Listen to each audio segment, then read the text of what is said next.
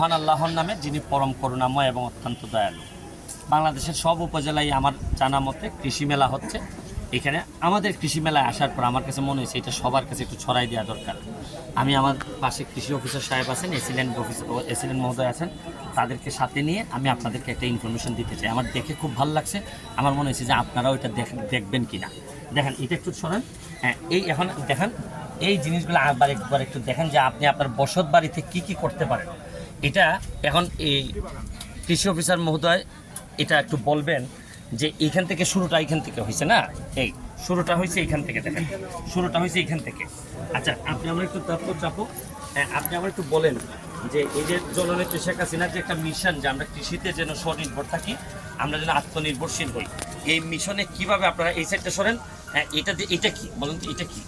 ধন্যবাদ স্যারকে। আসলে আমাদের বর্তমান প্রধানমন্ত্রী প্রত্যেকটা জায়গায় একটা কথাই বলেন যে 1 ইঞ্চি জায়গা প্রতি রাখা যাবে না। হ্যাঁ, সেই লক্ষ্যে এবং পাশাপাশি আমাদের পরিবারের সারা বছরের যে পুষ্টির চাহিদা এটা পূরণ করার জন্য আমাদের বসতবাড়ির যে জায়গাগুলো পতিত থাকে আমরা খেয়াল করি না, এই জায়গাটায় কিন্তু আমরা কাজে লাগিয়ে সারা বছর জুড়ে পুষ্টিকর শাকসবজি ফলমূল আমরা উৎপাদন করতে পারি।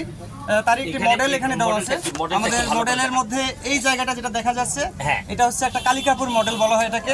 আমাদের প্রত্যেক বসতবাড়ির মধ্যে উন্মুক্ত একটা জায়গা থাকে আঙিনার মতো, এই জায়গাটার একটা জায়গায় 1.5 বা 2 শতক জায়গা কাজে লাগিয়ে আমরা এই মডেলটা করতে পারি। এখানে 5টা বেড আছে, 5 বেডে সারা বছর ধরে 5 রকমের শাকসবজি থাকবে। 5 রকমের শাকসবজি থাকবে এই জায়গাটা। মৌসুম ভিত্তিক। 5 রকমের শাকসবজি লাগাবে।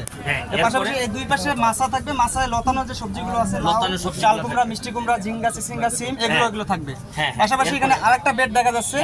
আমাদের বসতবাড়ির মধ্যে কিছু ছায়াযুক্ত জায়গা থাকে, বড় গাছ থাকে, তার নিচে আমরা এটা লাগাতে পারি।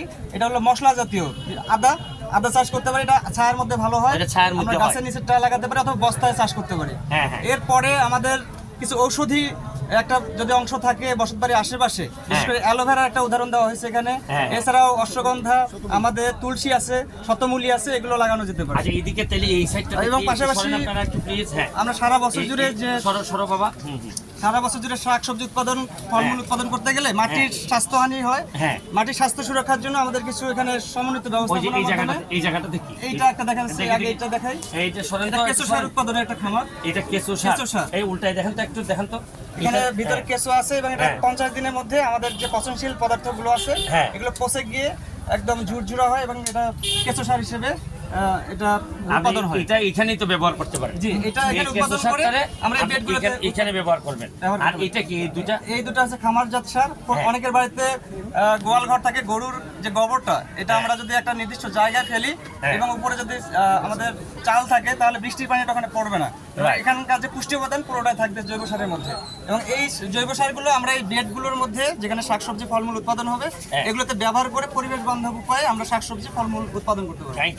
Thank you. আমি আপনাদেরকে জাস্ট বিদায় নেওয়ার আগে শুধু একটা জিনিস বলতেছি, যার যেখানে ভালো মডেল আছে আপনারা আপনাদের সোশ্যাল মিডিয়ার মাধ্যমে ছড়াই দেন। এই মডেলগুলো আমরা অ্যাডপ্ট করতে চাই, করে আমাদের যে নিজেদের যে ডিপেন্ডেন্সি, নির্ভরতা, এটা আমাদের উপরেই রাখতে চাই। আমরা বিদেশিদের উপর আর নির্ভর হইতে চাই না।